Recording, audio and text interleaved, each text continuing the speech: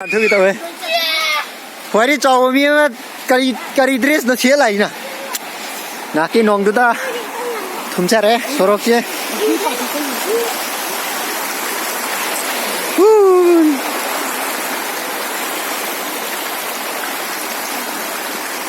muốn ta đi sinh số mấy cháu đây mà khao rong cái phá ra mà nè,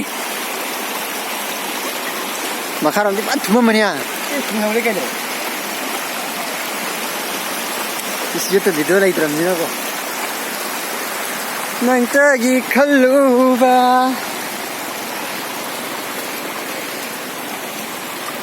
Itu tu thagat ya. Ozai nungai di bo. Ngapa duri ni? Saya không tahu sih. Này gà kì. Làm đi đâu mà. Lại bạn hay rất là cái đấy bạn nói đây cái quay la cái gì đây tôi thấy tuổi sẽ bắt đầu đây là đi ama gum akivani son trắng gì son trắng phải gì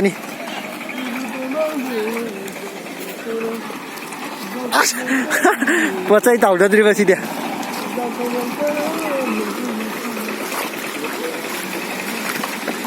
số hộ gì cái nữa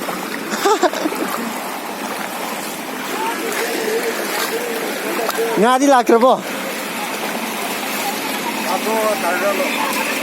Pukri rồi. Xa đi rồi, đúng không? Ở trong chợ sống cối lạc chứ. Cái này còn đi video nồng kìa. Như tôi thay cái kia. Gọi ta biết mấy sinh dầu đấy ơi, nó tỏ ra.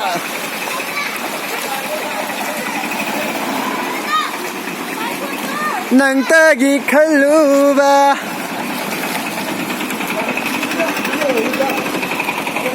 Ha. Anh sinh giàu chứ cây nungai bro.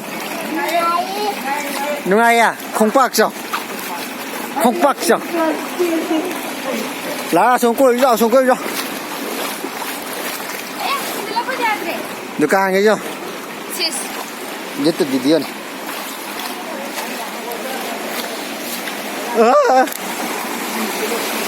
Là không riêng cho boarding cái nói nhá dinh cái khá vào cái gì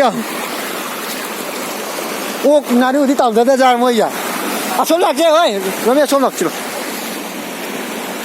xin chào em ạ được cả lấy thun mà mình có xây khá tàu cái cái này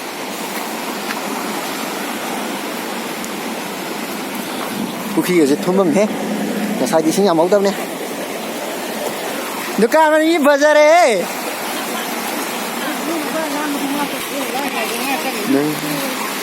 ना चंग जो है राजेश सिंह दुई में उकू अजी याद रहे दीदी अनो बोले रहे ये तो आंग्रा जिले लिजो सिंह थबक से याद रहो दादे अरे लांग का Ồ, lưu thêm việc. Pha bây giờ tiền này có. Sai kia pha bây giờ. Xin chào với các bạn tàu kìa. Không đi mà chứ. Các bạn tàu kìa. Ngày với cái in cái nó tàu đi. Ngày với cái in cái nó tàu đi. Số lối chia này để xin điện. Đó số cho chị ông lắc cho. Ha. Mới mì giàu rồi.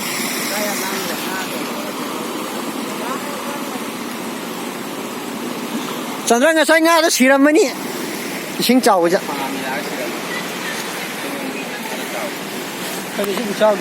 vậy còn bữa này xin chào đây hầu gì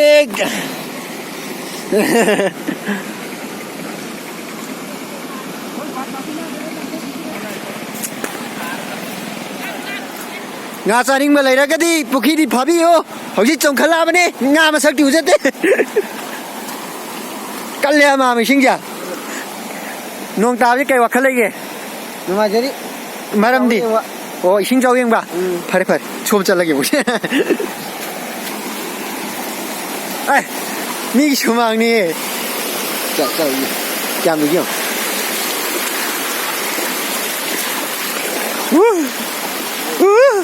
Lui shumang ni hoji lui ai shumang ji di liep thum do re ai chat padi yari tu yen nganu taw da dro พอชมจะละกันในพวกแอดชมจะละกว่าที่ชีวิตจะชมอ่ะเอาเงินโดนปั่นตัว shumang ji di pat ole